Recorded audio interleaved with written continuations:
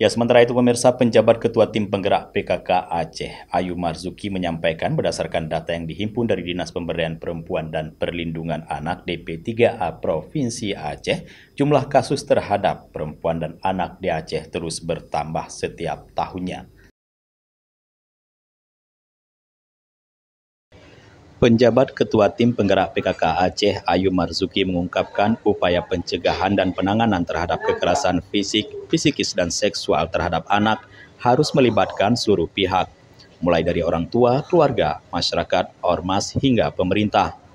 Sebab kekerasan seksual kepada anak merupakan salah satu masalah serius dan digolongkan sebagai bencana sosial. Hal ini penting dilakukan karena korban perlu segera mendapatkan penanganan guna mengatasi trauma.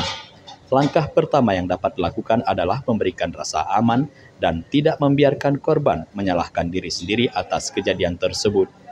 Beranjak dari permasalahan itu, Tim Penggerak PKK Aceh sebagai mitra pemerintah dalam strategi program 2020-2024 telah melahirkan Paredi atau Pola Asuh Anak dan Remaja di Era Digital.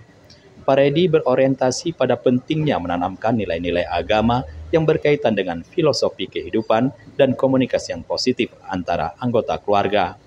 Salah satu strategi Paredi adalah memberikan pemahaman menjadi keluarga Indonesia, lindungi anak dari kekerasan seksual atau KILAS, di mana yang ditekankan adalah pemberian edukasi tentang kesehatan produksi dan nilai kesusilaan salah satunya.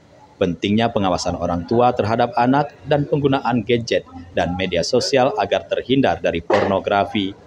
Pornografi bersifat adiktif dan menjadi salah satu pemicu terjadinya kekerasan seksual.